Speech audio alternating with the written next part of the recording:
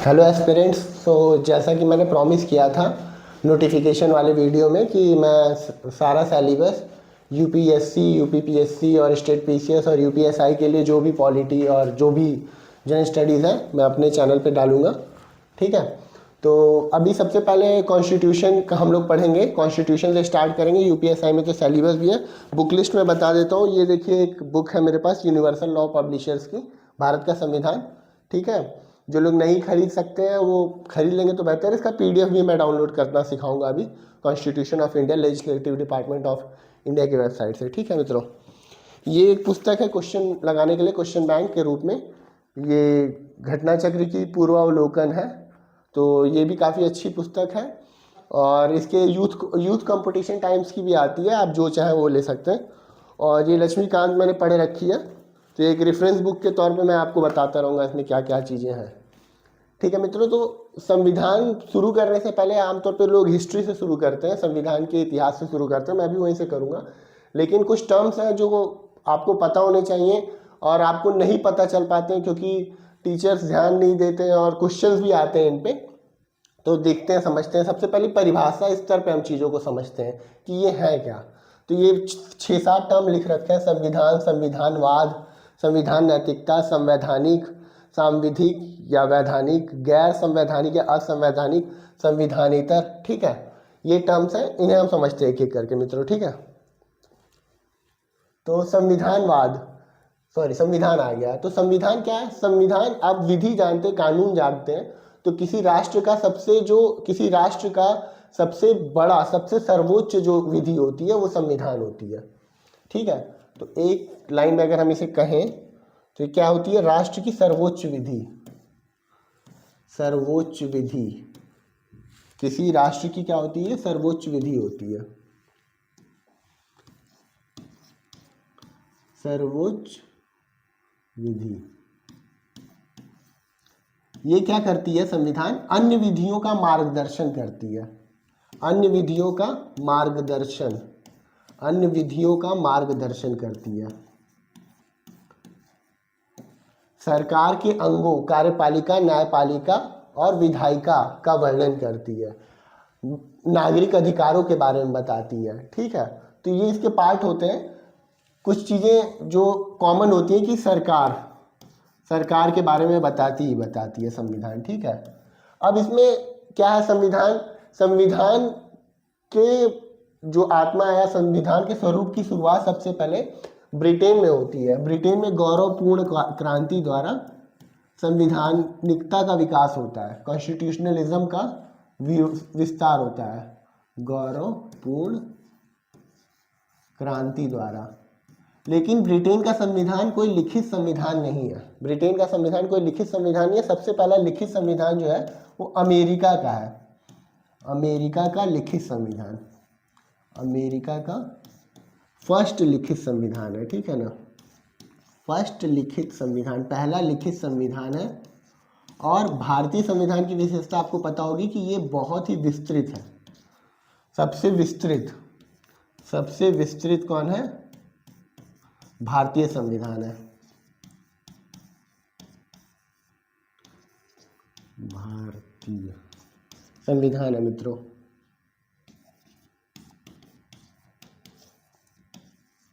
ठीक है मित्रों, तो आपको एस्पिरेंट्स ये ध्यान देना है कि संविधान क्या होता है? सर्वोच्च विधि होती है राष्ट्र की। वो अन्य विधियों की मार्गदर्शन करती है। अन्य विधियों को संविधान के अनुरूप होना है, संविधान को अन्य विधियों के अनुरूप नहीं होना है। अभी आर्टिकल 13 जब मैं पढ़ाऊंगा तो उसमें फिर ये बात आएगी कि अन्य विधियों को कैसे संविधान से मार्गदर्शन प्राप्त करना है, कैसे मूलभूत ढांचा आ जाता है। तो आप धीरे धीरे पेशेंस लगा के बस सुनते जाइए चीज़ों को। संविधानवाद क्या होता है? संविधानवाद, कॉन्स्टिट्यूशनलिज्म, मतलब संविधान अगर है, अगर वास्तव में संविधान है और सम्मानित संविधान है तो उसमें 2-4 बातें होंगी। क्या होंगी बातें? शक्ति पृथक्करण होगा, शक्ति पृथक्करण होगा। आप लोगों ने पता है कि सरकार के 3 अंग होते हैं: कार्यपालिका, न्यायपालिका और विधायिका। कार्यपालिका, न्यायपालिका और विधायिका। इसको भी मैं डिटेल में एक्सप्लेन करूंगा मित्रों। अभी यहाँ पे आप फिलहाल ये टर्म समझ लीजिए। ये कहाँ से, शक्ति पृथक्करण का कॉन्सेप्ट कहाँ से आता है? 1748 में मॉन्टेस्क्यू ने किताब लिखी थी, स्पिरिट ऑफ लॉज। मॉन्टेस्क्यू ने एक बुक लिखी है स्पिरिट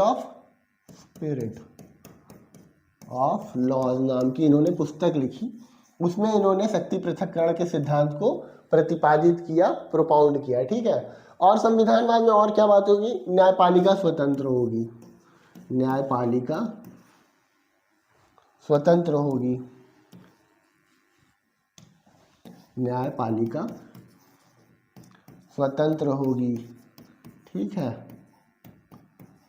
और क्या होगा, नियंत्रण व संतुलन होगा। नियंत्रण व संतुलन बहुत डिटेल में एक्सप्लेन करूंगा मित्रों, आप घबराइएगा मत, जो भी टर्म यहाँ पे स्वतंत्र, ठीक है मित्रों। तो नियंत्रण व संतुलन में आपको समझाऊंगा, आप फिलहाल ये समझिए कि अभी तमिलनाडु वाद में क्या हुआ। तमिलनाडु वाद में तमिलनाडु के ढेर सारे विधेयकों को राज्यपाल महोदय ने लंबित करके रोक रखा था, उन्हें पारित नहीं कर रहे थे, और कुछ तो राष्ट्रपति महोदय के पास भेज दिया था। तो माननीय राज्यपाल, महामहिम राज्यपाल और महामहिम राष्ट्रपति ने उस पर कोई कार्रवाई नहीं की। तो सर्वोच्च न्यायालय ने एक समय सीमा स्थापित कर दी कि इतने समय सीमा के अंदर आपको क्या करना है, विधेयकों को पारित करना है। तो अब ये क्या हो गया, ये न्यायिक सक्रियता हो गई, तो नियंत्रण और संतुलन कमजोर हो गया, चेक एंड बैलेंस। पूरी की पूरी अभी डिबेट किस पे हो रही है, चेक एंड बैलेंस, कि एक अंग दूसरे पे नियंत्रण कर रहा है तो किस सीमा तक करेगा, वो सारी बातें हम डिटेल में काफी समझेंगे। तो ये संविधानवाद के अंग होते हैं, ठीक है मित्रों। आगे देखते हैं संविधान नैतिकता। संविधान नैतिकता पे मेंस में प्रश्न आ चुका है, यूपीएससी के, यूपी पीसीएस के भी मेंस में आ सकता है। नैतिकता क्या होती है, नैतिकता हमारे अंतर्मन में एक ऐसी भावना होती है, ऐसी चीज होती है जो कि अच्छे और बुरे का चयन करती है और आचरण का मार्गदर्शन करती है, ठीक है। बहुत डिटेल में नहीं जाएंगे नैतिकता पे, आप ये समझिए कि आचरण का मार्गदर्शन करती है। अब ये आंतरिक भी होती है, बाहरी भी होती है, आमतौर पे बाहरी व्यवस्था होती है नैतिकता। संविधान नैतिकता अलग टर्म है। संविधान नैतिकता का मतलब होता है सर्वोच्च सम्मान, सर्वाधिक सम्मान, ठीक है ना। हमारे दिल में सर्वाधिक सम्मान किसके लिए है, हमारे दिल में सबसे अधिक सम्मान किसके लिए होना चाहिए, अपनी धर्म ग्रंथों के प्रति, अपनी गीता के लिए, अपनी कुरान के लिए, अपनी बाइबल के लिए, कि संविधान के प्रति। न्यायपालिका का वर्णन कहता है कि आपको रख सकते हैं जैसा भी रखते हैं, वो मैं डिबेटेबल बाकी नहीं बोलूंगा, लेकिन न्यायपालिका कहती है कि आपके दिल में सबसे बड़ा सम्मान जो होता है संविधान के प्रति होना चाहिए। संविधान इथिकल किताब भी है, धार्मिक किताब भी है, सब तरह की किताब है। तो आपको सबसे ज्यादा सम्मान किसको, जब आप एक लोक सेवक बन जाएंगे तो आपके लिए सबसे ज्यादा महत्वपूर्ण क्या हो जाएगा कि आप संविधान का सबसे ज्यादा इज्जत करें, सबसे ज्यादा वैल्यू आपको संविधान की करनी है। ये है संविधान नैतिकता। आपकी जो धार्मिक नैतिकता है, आपकी जो व्यक्तिगत नैतिकता है, उन नैतिकताओं से बढ़ के किसका सम्मान करते हैं आप, संविधान का सम्मान करते हैं। तो ये है संविधान नैतिकता, ठीक है मित्रों, समझ में आ रहा है। इसको एक्सप्लेन करेंगे। आप संविधान नैतिकता कैसे करेंगे, आप संविधान के अनुपालन करके, संविधान का अनुपालन करके। देखिए नागरिकों के लिए भी महत्वपूर्ण है, लेकिन लोक सेवकों के लिए संविधान नैतिकता और भी महत्वपूर्ण हो जाती है। अगर आप अभी यूपीएसआई बनेंगे, सब इंस्पेक्टर बनेंगे, तो आपके लिए इसका अनुपालन करना अति आवश्यक होगा। कोई भी व्यक्ति अगर लोक सेवक बनता है, आईएएस बनता है, आईपीएस बनता है या पीसीएस बनता है, तो उसके लिए संविधान नैतिकता एक बहुत उच्च वैल्यू होनी चाहिए, हाई वैल्यू होनी चाहिए, ठीक है ना। अनुपालन और स्पिरिट होनी चाहिए, भावना में भी। एक तो होता है ब्लैक एंड व्हाइट, मतलब कागजों में, और एक होता है धारणा में, ठीक है ना। तो not only in black and white, in spirit और also in spirit as well, okay. Not only in black and white, black and white मतलब लिखे में, लिखत पढ़त में, कि दिखावा के लिए नहीं, white, but also in spirit as well.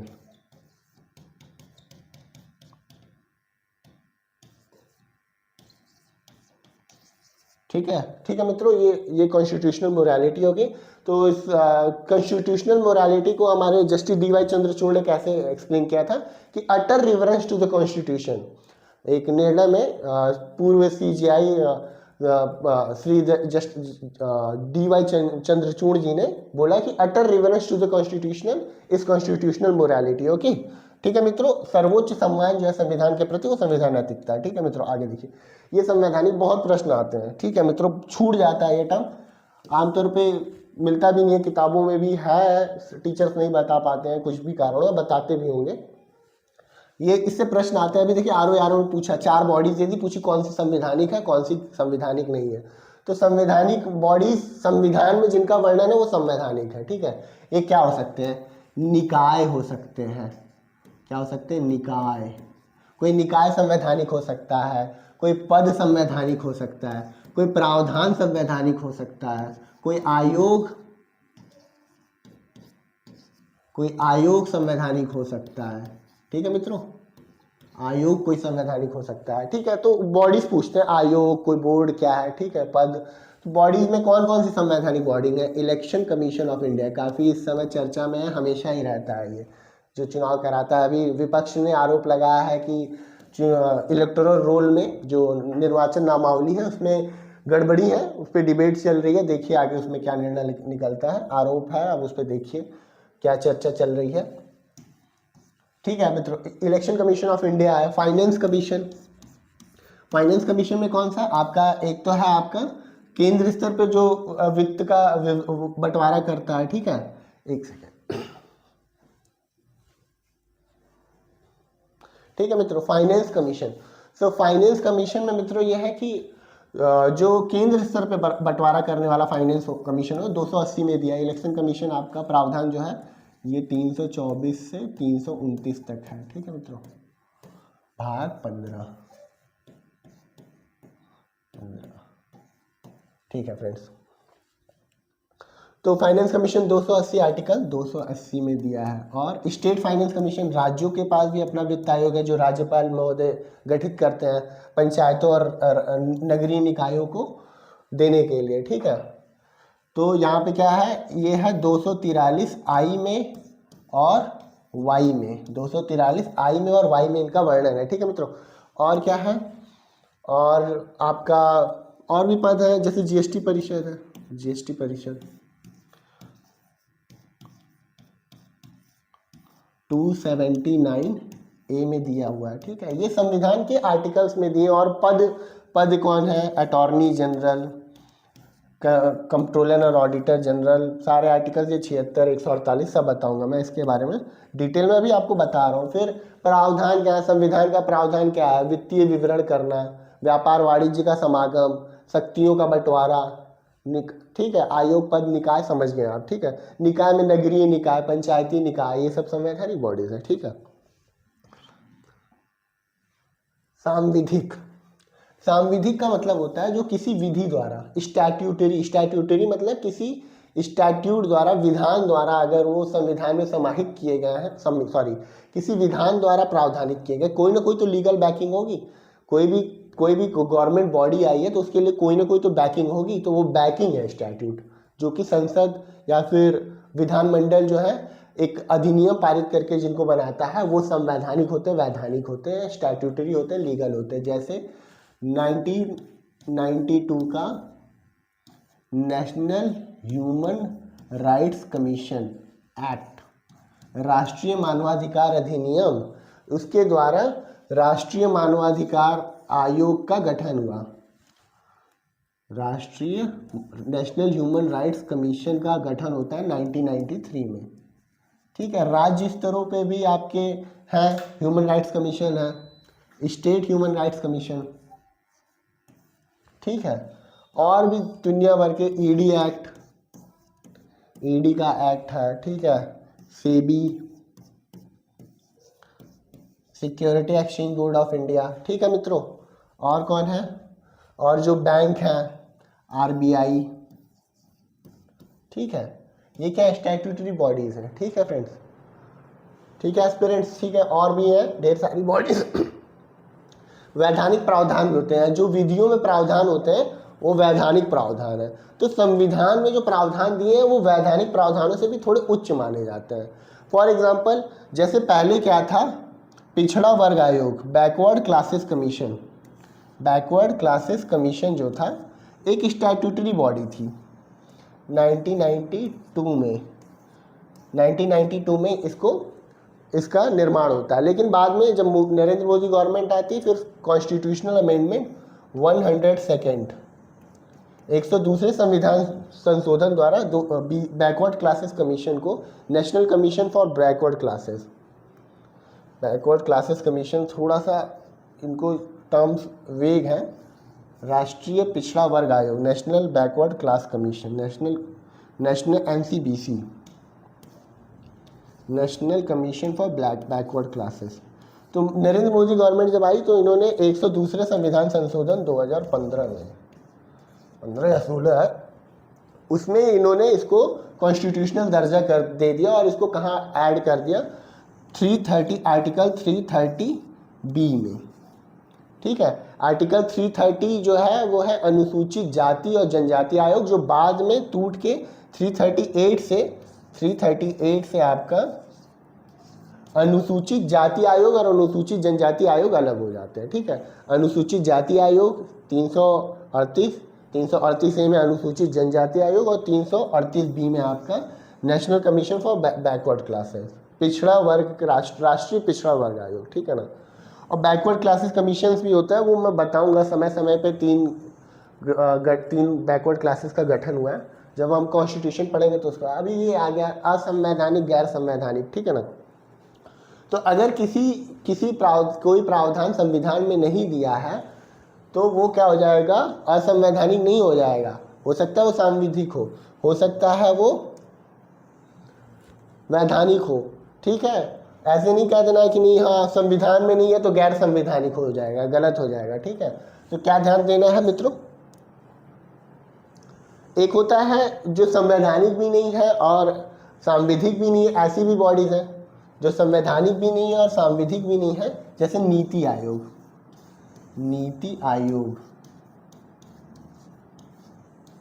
NITI Aayog हो गया। और कौन है, और आपका योजना आयोग था पूर्व में, जो अब तो नीति आयोग उसकी जगह पे आया। योजना आयोग,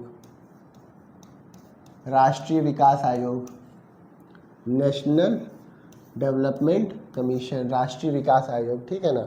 तो मित्रों ये आयोगों को जगह पे नीति आयोग आ गया है, ये एग्जीक्यूटिव ऑर्डर से आया है। एग्जीक्यूटिव ऑर्डर का क्या मतलब है, ये होता है कार्यकारी आदेश। कार्यकारी आदेश कैसे हैं, मंत्रिमंडल के प्रस्ताव से ये बने हैं। मंत्रिमंडल के प्रस्ताव से, मंत्रिमंडल ने एक प्रस्ताव पारित करके एक रिजोल्यूशन के द्वारा इनका गठन किया था। ठीक है ना।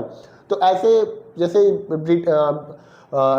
यूएस में भी अमेरिकी राष्ट्रपति एग्जीक्यूटिव ऑर्डर से अभी टैरिफ लगा रहे हैं। ठीक है।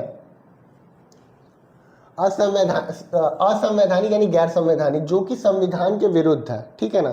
संविधान के विरुद्ध कैसे है अभी समझते हैं। ठीक है, जो संविधान के प्रावधानों के अनुरूप नहीं। आर्टिकल 13 जब हम पढ़ाएंगे आपको संविधान में, बहुत डिटेल में बताएंगे उस समय। आप फिलहाल ये समझिए कि जो संविधान के प्रावधानों के अनुरूप नहीं है वो असंवैधानिक हो जाता है। ठीक है ना। तो ये गैर कानूनी या विधि विरुद्ध समझ रहे हैं ना, उससे भी थोड़ा गंभीर मामला होता है। तो सर्वोच्च न्यायालय, माननीय सर्वोच्च न्यायालय, माननीय उच्च न्यायालय अपने निर्णयों में संविधान की समीक्षा करते हैं। ठीक है, और किसी भी प्रावधान को, किसी विधि को असंवैधानिक घोषित कर देते हैं। ठीक है ना। जैसे कि क्या किया था, आईपीसी की धारा 497 को जोसेफ साइनवाद में असंवैधानिक घोषित कर दिया गया। जोसेफ साइनवाद में क्यों, किस हिस्से से संविधान के मैच नहीं करा था, आर्टिकल 21। आर्टिकल 21 बहुत ही खतरनाक मूल अधिकार है जो नागरिकों को मिला है। बहुत बड़ा प्रोटेक्शन है, बहुत बड़ी सुरक्षा है, प्राण और दैहिक स्वतंत्रता। क्या है, व्यभिचार का आर्टिकल था 497 की जो मैरिड हस्बैंड या वाइफ है, मैरिड व्यक्ति है कोई, तो वो क्या कर रहा है कि किसी अन्य पुरुष या व्यक्ति के साथ अगर किसी भी तरीके का सेक्सुअल रिलेशन रखता है तो वो इलीगल हुआ करता था इस आर्टिकल के द्वारा। तो इस आर्टिकल के द्वारा इलीगल होता है। तो जोसेफ साइनवाद में सुप्रीम कोर्ट ने बोला नहीं, ये इतना बड़ा कोई कल्पेबल ऑफेंस नहीं है, इसको कोई आप अपराध, मतलब है तो इथिकल नहीं है, अनैतिक नहीं है, लेकिन इसके लिए सजा देना ये नहीं है। एक प्रगतिशील समाज में उनके हिसाब से, मेरे हिसाब से तो इसको फिर से वो कर देना चाहिए, लीगलाइज कर देना चाहिए। इसके लिए भी पेनल्टी होनी चाहिए, सजा होनी चाहिए। लेकिन जो भी रीजंस हो, तो सुप्रीम कोर्ट ने कहा कि नहीं, इस पे अब कोई सजा वजा नहीं होगी, माना कि घोर इथिकल है, अनैतिक तो है ही।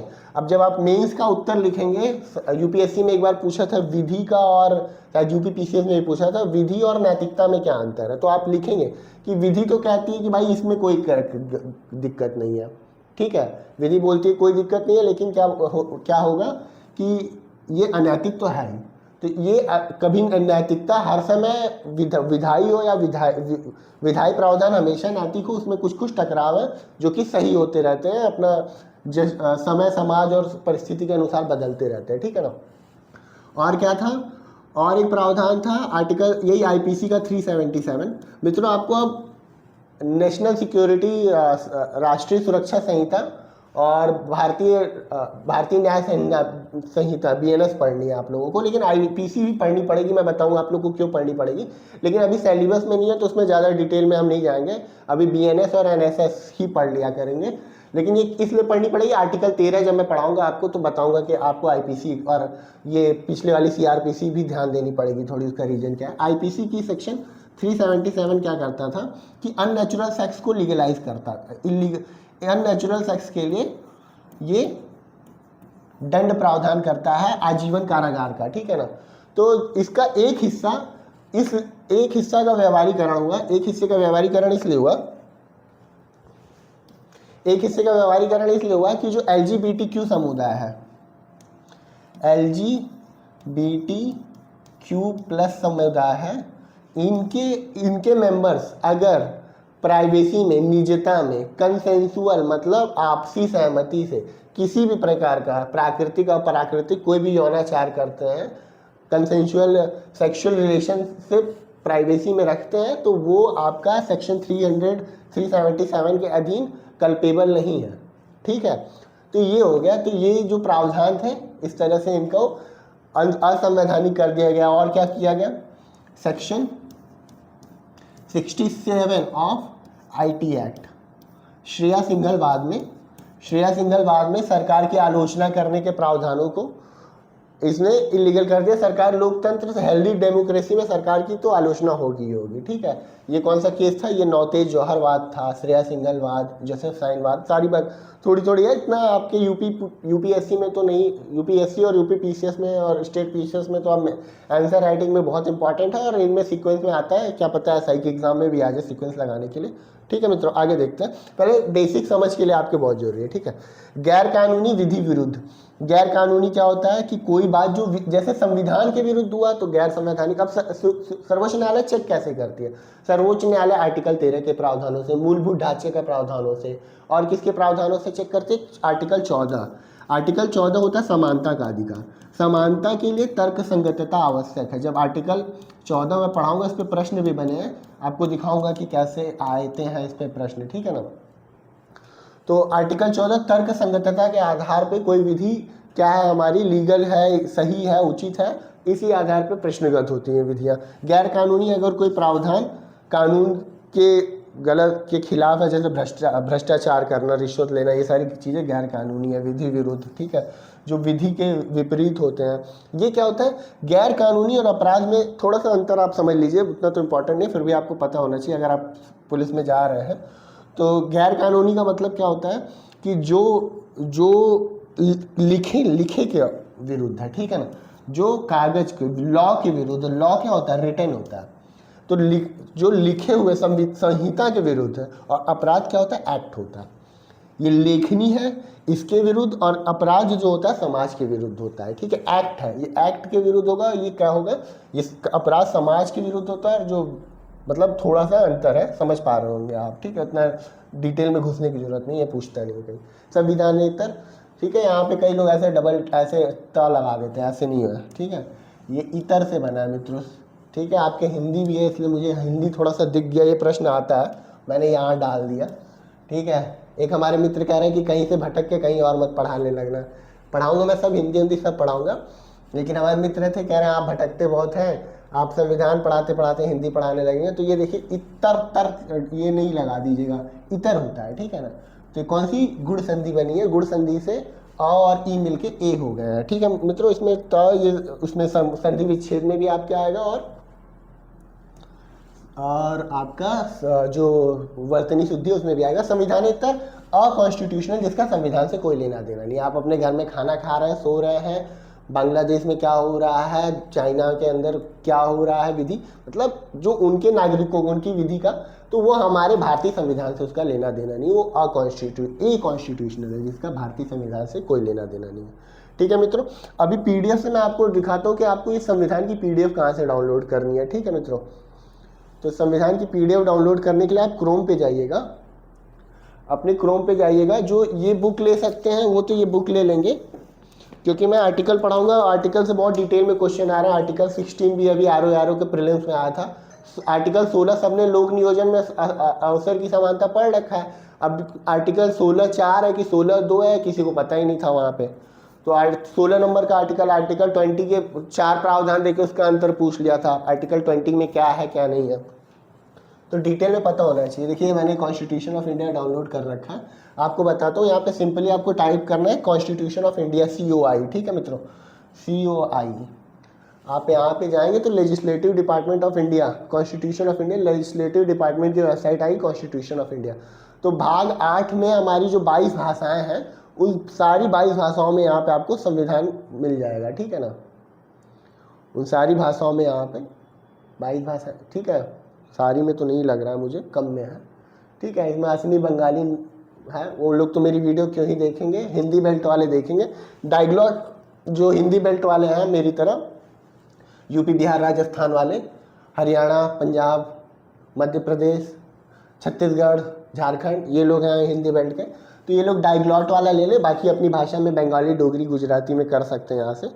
और यहाँ पे चाहे तो केवल इंग्लिश वर्जन है, हिंदी वर्जन, मैं डायग्लॉट वर्जन प्रेफर करता हूँ। दोनों लोग, दोनों इसी को आप कर लीजिएगा। ठीक है ना। ठीक है मित्रों, धन्यवाद। आज का वीडियो अभी फिलहाल इस वीडियो को रोकते हैं, क्योंकि ज़्यादा बड़ा वीडियो हो जाने पे मैंने सुना है कि लोग पूरा वीडियो देखते नहीं है। अब मैं तो अपनी तरफ से पूरा इंटरेस्टिंग बना के पढ़ाऊंगा, मैं सारी वीडियो मर्ज कर दूंगा। अब इसको रोक के मैं दूसरी फिर से वीडियो बना के आपको दूंगा। और अगर आपको वीडियो पसंद आ रही है तो इसको सब्सक्राइब कर दीजिए चैनल को, और अपने लोगों में शेयर करिए। ठीक है मित्रों, और सारा सिलेबस पढ़ाऊंगा, परेशान होने की जरूरत नहीं है। धन्यवाद, जय हिंद।